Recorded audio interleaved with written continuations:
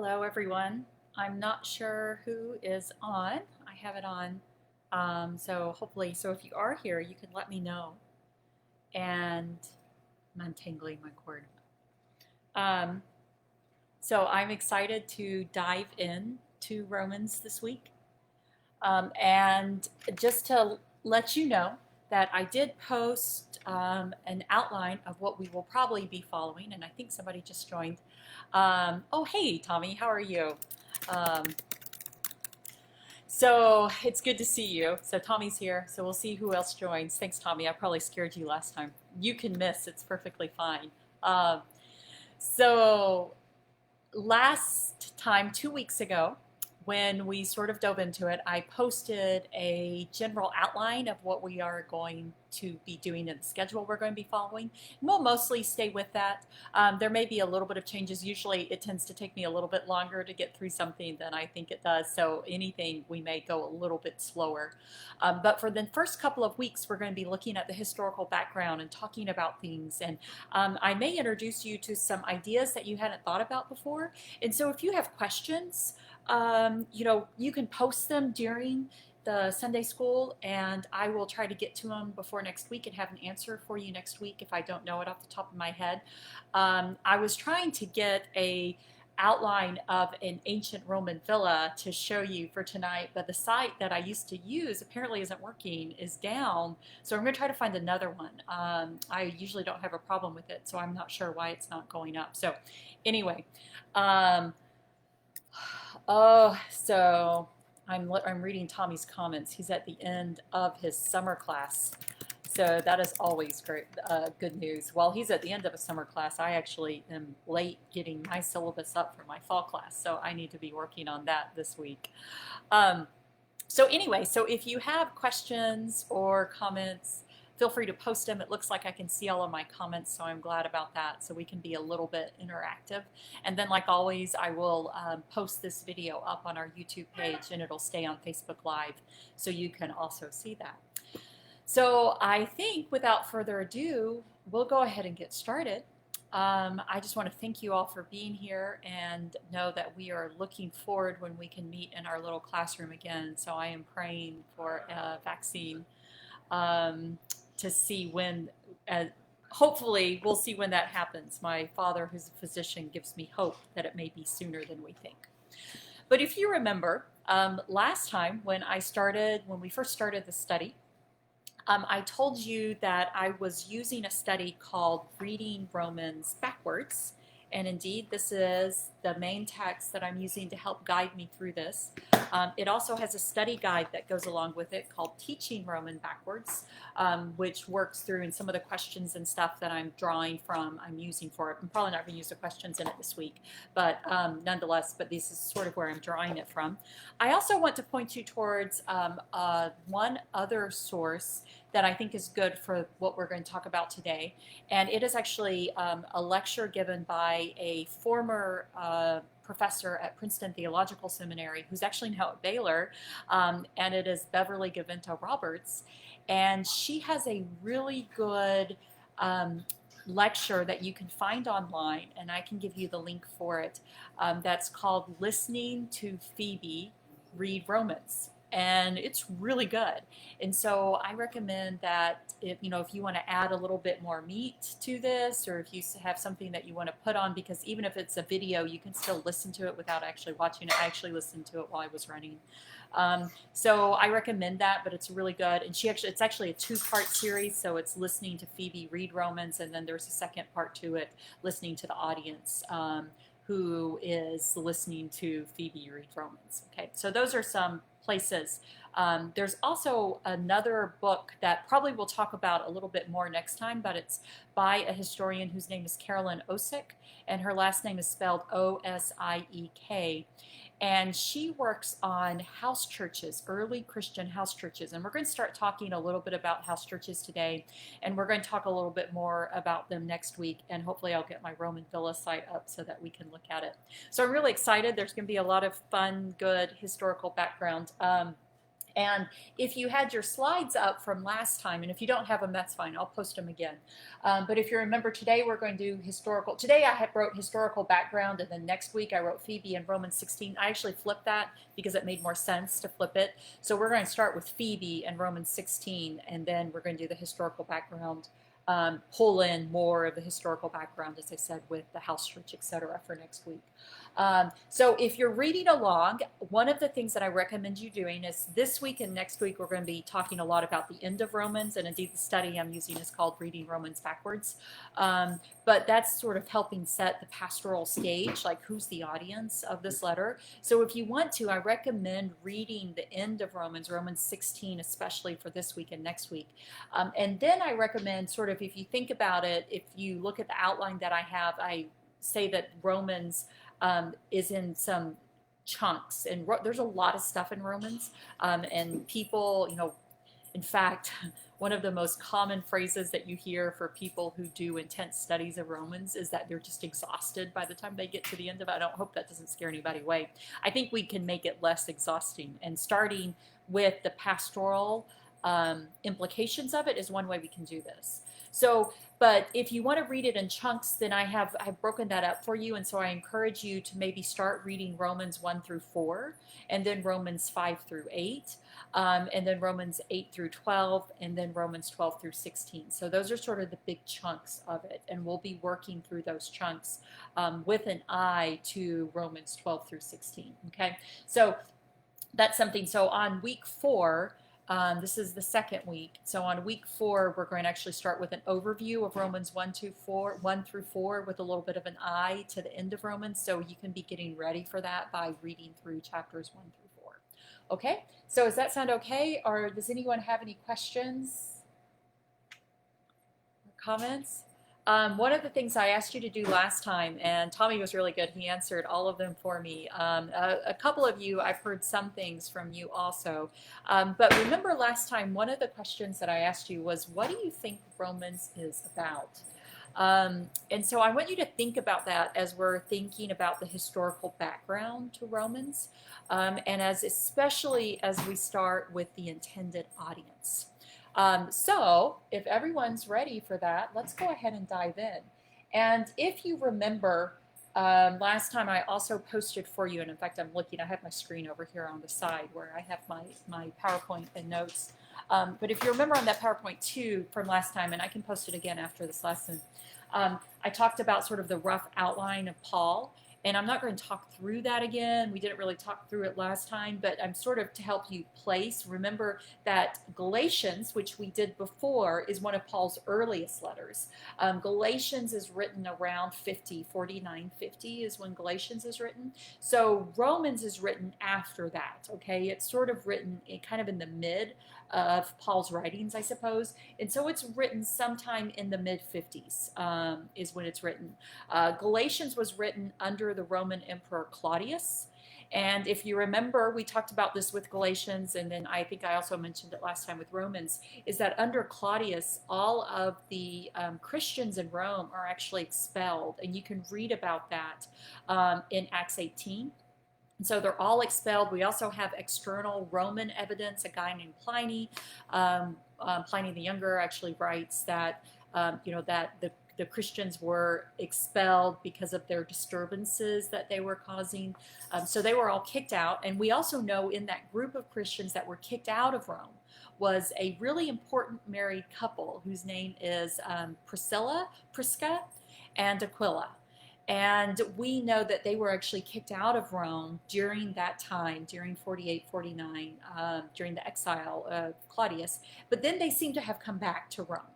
And so by the time, what we know is that after Claudius dies, he is, and of course the Roman rumor is that he is murdered by the mother of Nero, who is Claudius's last and very infamous wife.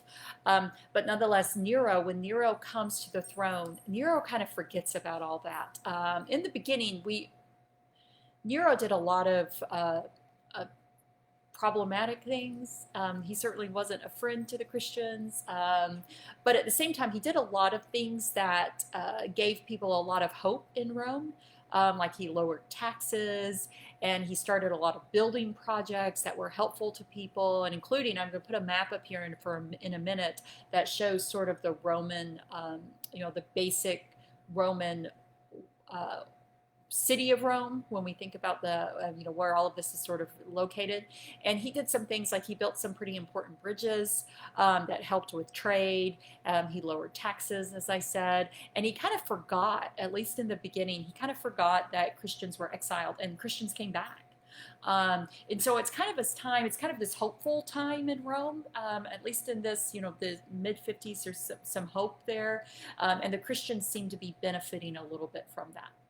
So I'm going to stop for a minute. I see a couple of people at least are watching, and see if maybe there are any questions that you might have.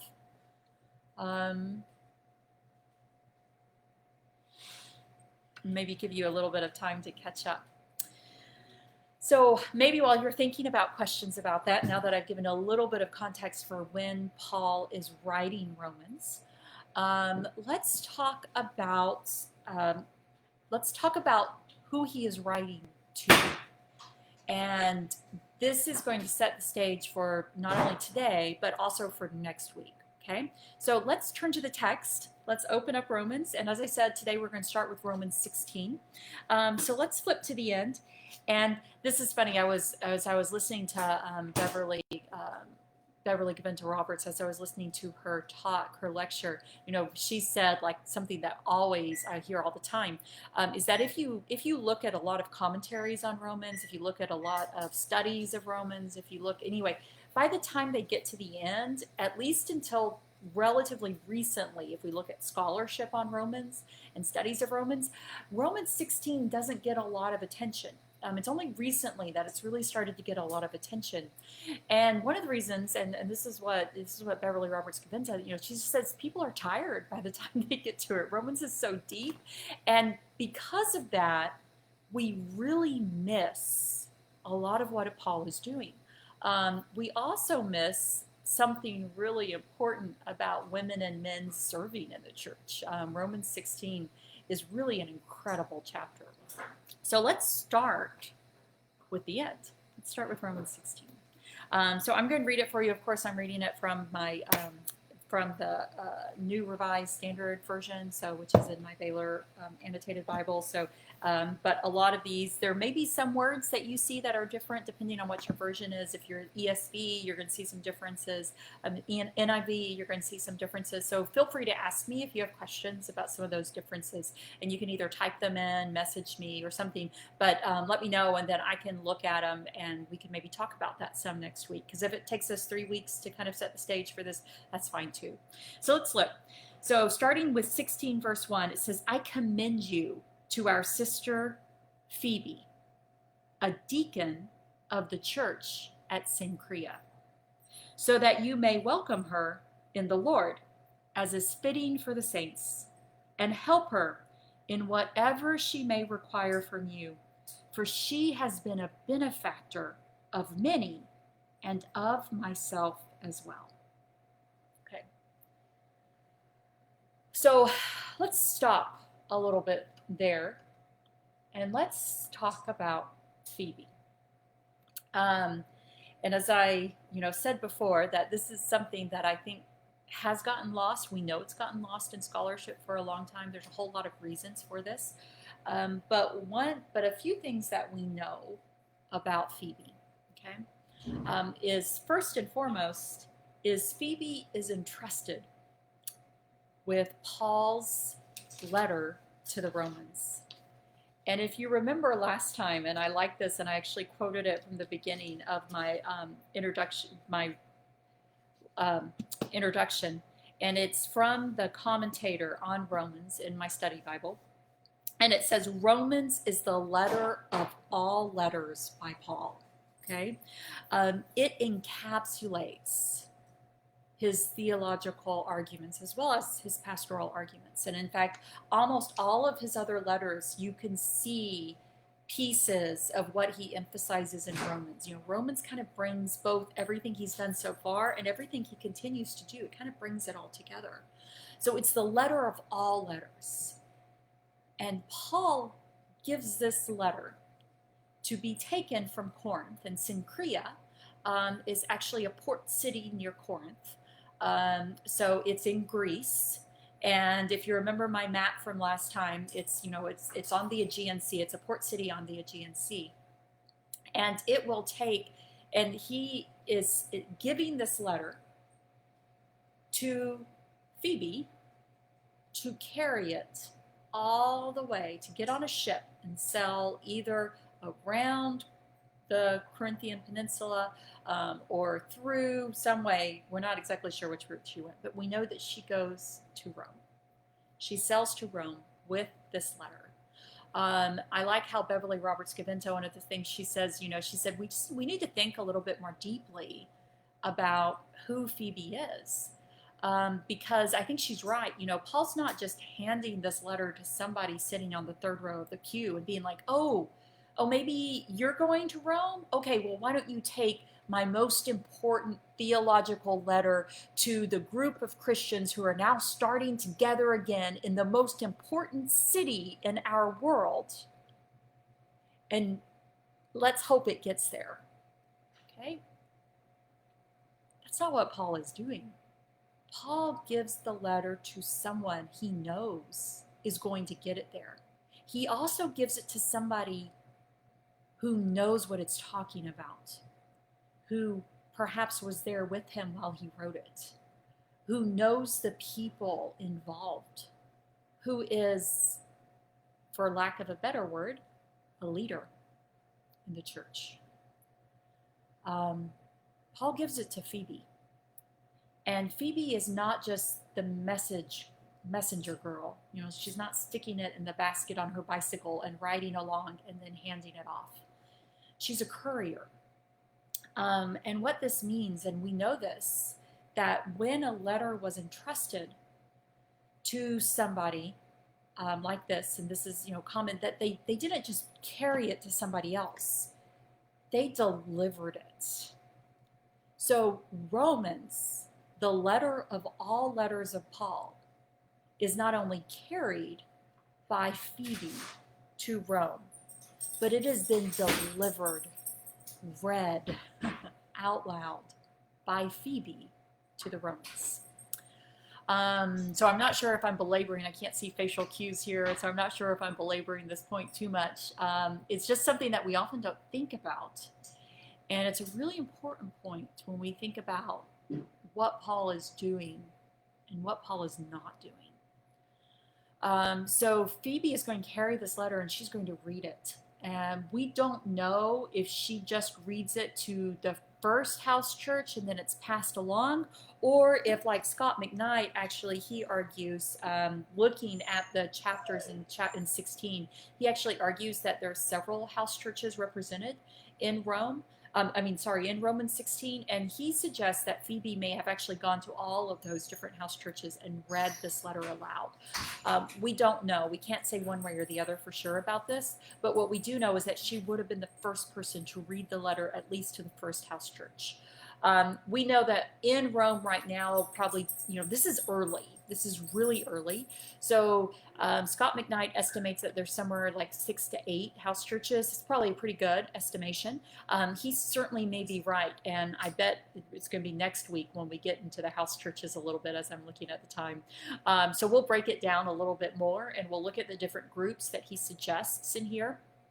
I see Tommy is putting up a comment here. So let me see what he's saying. Would she?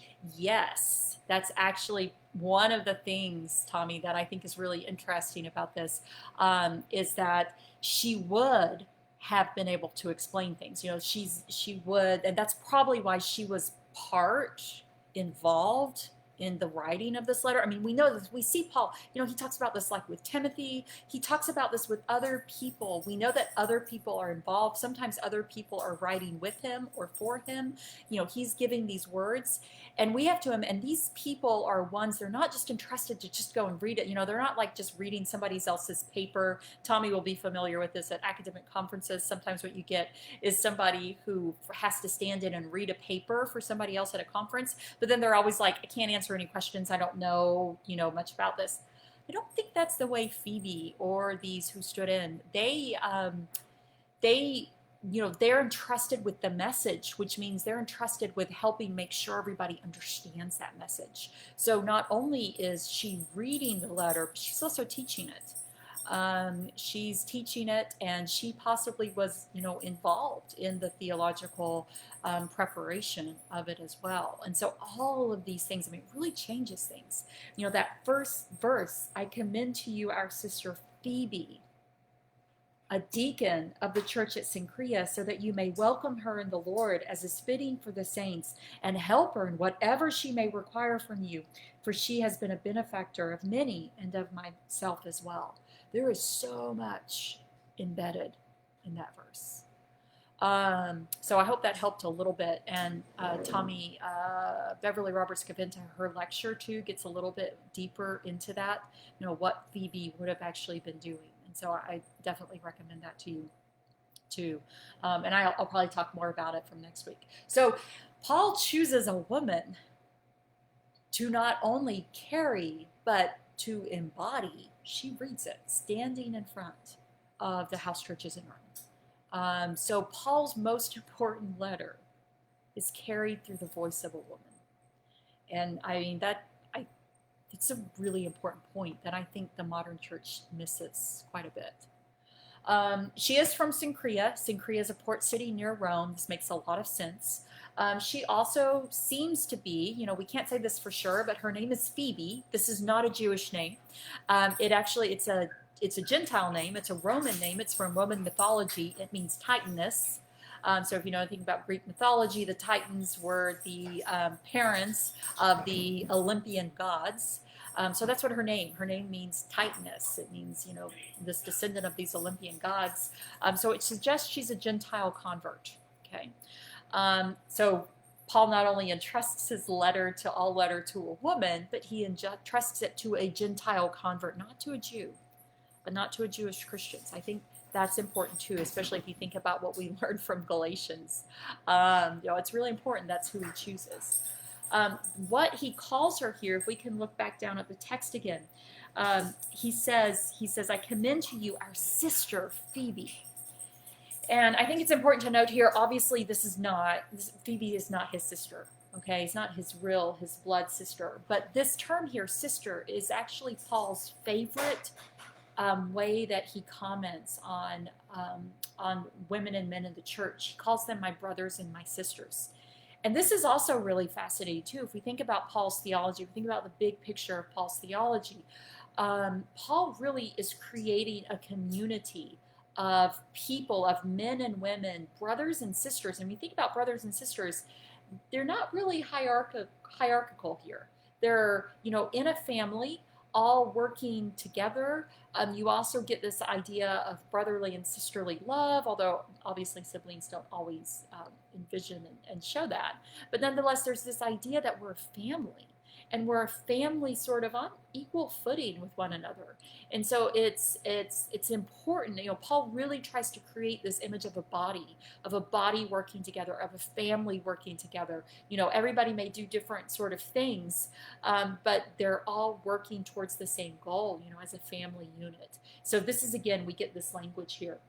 And then, of course, she is a deacon. Now, this is a fascinating word here that has a long history. And one of the things that you will find is that most people do not question that this word here is deacon. What they will question is what that word means. And so you'll get a lot of debate. So let's, to understand what deacon means here, we really have to go back into the mindset of the early church. This is in the 50s. Jesus died in the 30s. This is very young, very young. There is not a clear, Paul is even working out the leadership of these early churches and the structure. It's not until, it's going to take a while to kind of work out these structures. It doesn't take that long, but it does take a while. So when people say, oh, well, she was a deacon and she had the specific job of being in charge of only the women in the church, to deal with older women, et cetera, there is no evidence for that. there is no evidence that, I mean, that type of very specific sort of role, that evolves later. Okay. Now, I mean, we do have the role in Timothy where widows caring for old, I mean, that's there. But that's not specified as a deacon. There's no reason to read that back into what we mean here. What deacon seems to be is Paul says she's a leader at her church in Synchrea. And so I'm sending her as a leader to you. A deacon is a servant of the church. They also have leadership roles in the early church. There is no textual reason to assume Phoebe does anything different than any other deacon. We know that the deacons also seem to assume, they were servants, but they also had leadership roles, which included teaching. So there's no reason to assume that Phoebe is doing anything different. Whenever you read that in your study notes or anything like that, it has been added in later. It wouldn't have translated in this early world. And in fact, we see, that's one of the amazing things we'll see about Romans 16, is that there are a lot of women. And Paul is telling them, commending them for doing the same things that he commends men for doing. There's very little difference. There's not any roles that Paul talks about in any of his letters that we don't see women also fulfilling. Okay? Romans 16 is important for all of these reasons. So she's a deacon. She's a leader appointed by Paul, given this letter to be Paul's courier. So obviously she's, oh, Tommy, yes, indeed. What happened? Well, I actually did just write a book about this. Let me give you a fast answer. So a fast answer is what happened. Can I give you a fast answer? What happened is that the Roman world was also a patriarchal world. And so even though women are in these roles, and even though we see women being very active and leading in the early church, and in fact, there's a whole lot of evidence, all the way really up through the 2nd and the 3rd century. And in fact, if we look back at another early church father, a guy named John Chrysostom, he talks left and right about the female leaders at other churches, talks about them as his sisters, as deacons, etc. I mean, he's more in what we would consider now to be the Greek Orthodox world. I mean, there's a lot of female leaders.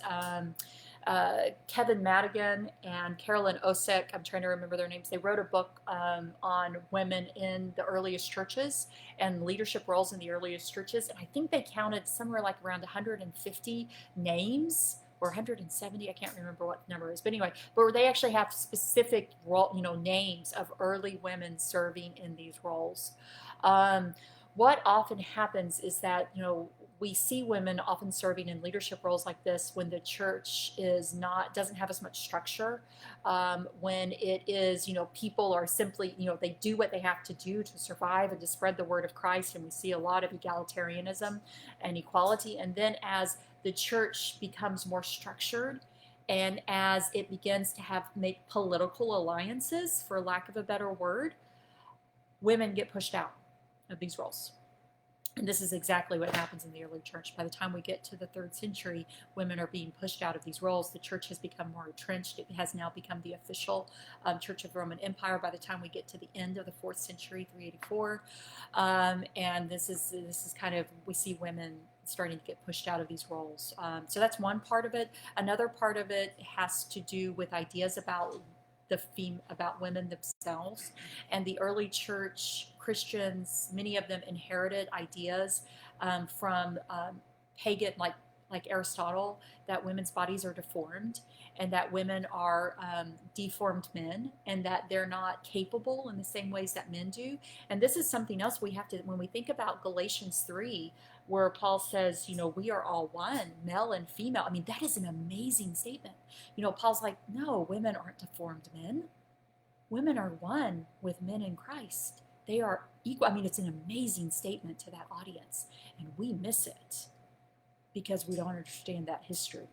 Paul says women are not deformed men. They aren't mistakes, which is what Aristotelian philosophy actually argued, is that, the reason women are women is because their bodies don't get fully formed.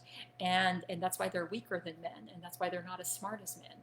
And Paul completely obliterates all of that. But those ideas stayed in the early church, and we start seeing a lot of early leaders begin to espouse those ideas, saying that women are simply not capable like men to do these. And then by the time we get to the 4th century, when the church becomes established, we see women push out. So that's a fast answer. I'm happy to tell you some more about that. And in fact, as we move through Romans, we're going to talk more about that too. But feel free, give me any other questions, and I'll can answer. And next time I teach this, I'll point you towards my second chapter in my book that's coming out in the spring. So anyway, but that'll help too. So she's a deacon. She's a leader. She's also wealthy. And this is something too we often don't think about. One of the things that we see, and this also was with Priscilla, and I would actually encourage you maybe before next week to also read Acts 18. It tells us about Priscilla and Aquila, and one of the fascinating things about Priscilla is that her name, Paul lists her name before her husband. This is very unusual in the Roman world. Usually, when women's names it shows that they have authority over their own money. And that they have maybe not completely equal standing with their husband, but they are able to act on their own. And Phoebe seems to be one of these women. If Phoebe had been using her husband's money or been relying on her husband to do things, Paul would have said something about him, but he doesn't. And so we don't know anything at all about what we don't know. Is she a single woman? We don't know. What we know, she controls her own wealth. And she is able to travel to Rome. She has the ability to travel to Rome, and Paul also calls her a benefactor. She's a patroness in the Roman system, and this is very common too, is that we have wealthier people, and they help others, other causes, other people. We see this with politics in Rome, that, it's benefactors that reach out and fund younger politicians to help them rise up so that they can then move into leadership roles. And this is what Phoebe does. She's a benefactor for Paul. She's a woman who is a wealthy benefactor for Paul. This is not, it's hard. Women are less often in this role in the Roman world, but we actually know in Rome during this time that there are a lot of wealthy women running around there. And in fact, this is something where we think about the new women that maybe come up in Timothy and in Corinthians. So this is something too, is that we have a whole lot of wealthy women that are able to act without their husbands, that maybe don't have husbands. They have their own finances. And in fact, if you think also too, that although this is earlier, but Caesar Augustus, he actually did a series of laws. I always call them, I was trying to remember what the real name is. When I teach this, I always call them family values laws, because there's really interesting things about them. But one of the things they tried to do is they tried to convince these wealthy women who essentially didn't have to have husbands, trying to convince them to get married and have kids because they needed more Roman citizens. And there was all these wealthy women who didn't have to get married and didn't have to have kids, and they weren't doing it. And so these family values laws are passed trying to encourage women to start doing this again. So it's really interesting. So what it means is that Phoebe is able to act on her own, and she does. And Paul doesn't seem to have a problem with that. And in fact, he entrusts her with this letter. He treats her like he would any of his other male colleagues. And he says, you take care of her, essentially like you would take care of me. I mean, that's almost the instructions that he gives. And so then she is the one who takes this letter and then reads it. So I've now hit 30 minutes because I've spent so long talking about this. I didn't make it at all to my house churches, which is fine. I kind of thought I might do that. So let me stop here for a minute and see, are there any other questions? I know I may have said some things. Oh, I see. Yes, a lot of Jesus's benefit. Yes, they were. I mean, this is the thing, I think one of the important things that I have learned as a historian is that when we read texts, when we read the Bible, we bring to it what we have been taught to see. We read it the way our parents showed us to read it. We read it the way our first important mentor in our life read it. We read it, and this isn't bad. I mean, it's so great that we have people who come and help us understand. We also read it through the context of our own lives. Like for us, we would read it, and in fact, I have my grandfather's Bible on my shelf, and it's the 1971 where I restudy Bible, and the note in it about Priscilla, about Phoebe as a deacon.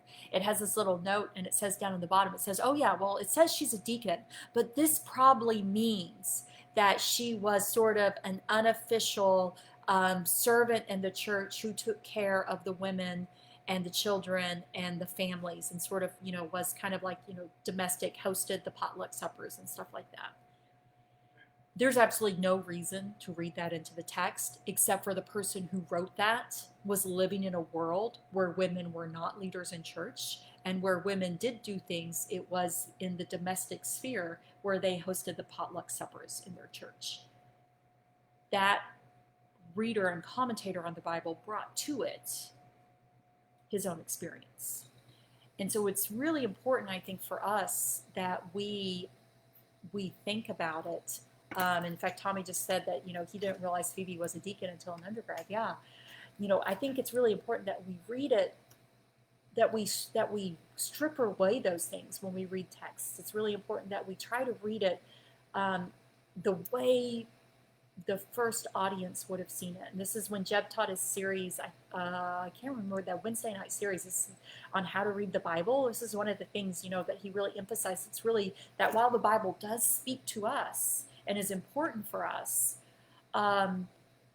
it's also important to realize who the original audience was and what was their world. And in the world of, the mid-50s of the first century in the Roman Empire, being a deacon was not at all like hosting potluck supper. And that while it's perfectly fine to do that, I'm using that as an example over and over. But, when we think about women leading in the church today, we think about, women teaching other women, having female Bible studies, doing Parents' Day Out or Mom's Day Out, doing mom groups, doing things like that. We put them in that domestic sphere because that's where our world, our culture has put them. But that wasn't Paul's world, and that wasn't Phoebe's world. And even though there are a lot of similarities in women throughout history and women's roles, there are also some really important differences. And we just need to, pay attention. I think one of the beautiful things about the Bible, though, is that even though we don't know always what that first century audience was, that the message of God still comes through. So even though those historical differences are important, they don't mask the gospel message of Jesus. And so I think that's also important too. You don't have to be an expert on the first century world to get the message of Jesus. So I think that's one of the most miraculous things I think about the Bible. So to see Tommy is thinking about, there is a long history of women being leaders in many denominations, Tommy. And that's something too that I think we forget about a lot. So there we are. I successfully made it through verse 1 for our first Meet Sunday School lesson. So I hope maybe that gave you some things to think about. What I would encourage you to do is to read through chapter 16 and then begin reading through chapters 1 through 4. And next week, and if you want, as I said, if you want to do something in between, I recommend pulling up Beverly Roberts Gaventa's, I always forget her, I always do her name backwards, Beverly Gaventa Roberts. Do her listening to Phoebe read Romans. And I think that's a really great, you can put it on and just listen to it in the background, but that will also give you a little bit of context for what's going on here. And next week we will get through Romans 16. So we're going to talk about house churches, we're going to talk about the divisions within it, and hopefully I'll also get to show you a little bit about what a house church actually would have looked like. So I think it'll be a lot of fun. So I hope to see you back here next week at 6:30. So until then, have a really good week.